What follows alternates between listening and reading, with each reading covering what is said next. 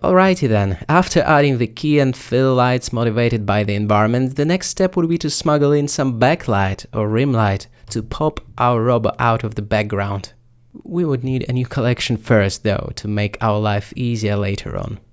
We'd need a small area light placed about 35 degrees behind the subject or directly behind the subject, illuminating the shoulders and the back of the head, giving a really cool halo effect. Usually it is a quite small but also pretty powerful light, so we can go fairly wild with its wattage. We can crank it up really high, all the way up to 1000 watts. We can also try giving it a subtle or not so subtle bluish tint to create some more separation.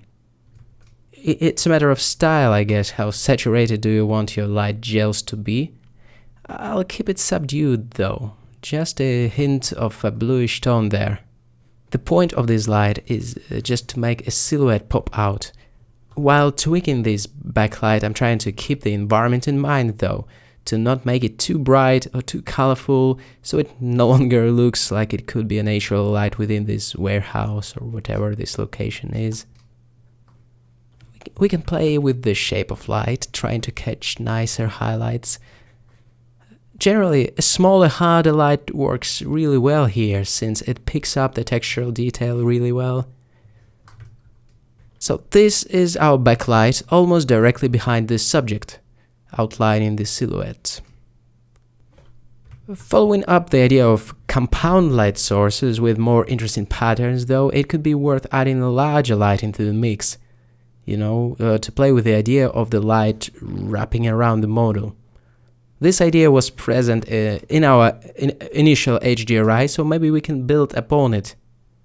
I don't know, what do you think? With a slightly warmer tone and the power turned down considerably? Could it work? I think it could. These are all valid considerations. Ultimately, it's up to you to decide whether you like this extra wrap or not. I think it is okay. I'll certainly leave this second backlight for this extra wrap. I think even though it's fairly subtle, it adds something important. So let it be. Now let's have a look at the whole package. That is how it looks with and without the backlights. We can officially confirm that it adds something important. It looks nice. So that was our rim light, and now it seems we have a fully fledged 3-point lighting system in place. Here is a quick summary of what we have done so far with our cinematic lighting setup.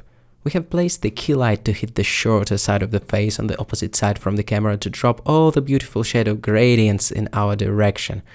This created a rounded shape with a gradual dive into darkness.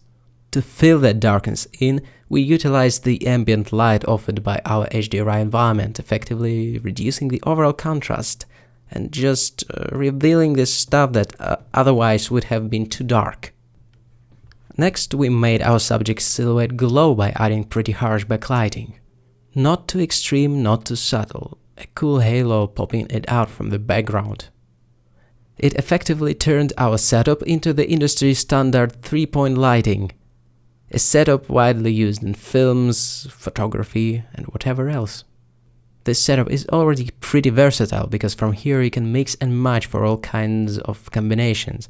Maybe the key light could stream in from overhead, making the light fall off go in that direction. Who knows? It very well could be. This would be a broad lighting since the key is at the same side as our point of view, but it could work just as well. Well, maybe not as three-dimensional as the reverse key lighting, but again, it's a subjective thing. Then the rim light would be there, lighting our silhouette from that side, picking up all the beautiful textural details. And our fill light would come in from below, filling in those darks. That's how it would go. It would still be the 3-point lighting, just with a different mix of elements.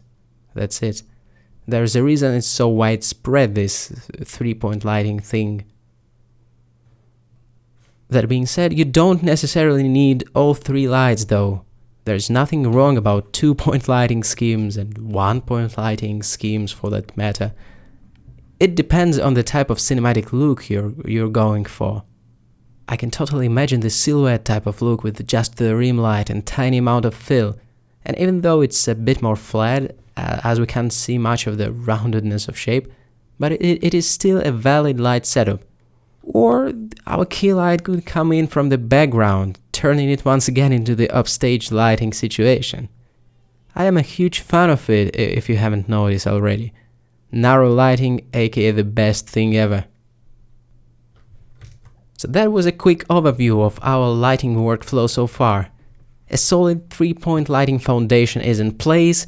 If you don't feel the need to reshuffle its components, we can carry on adding much needed contrasts, the sun and stuff like that.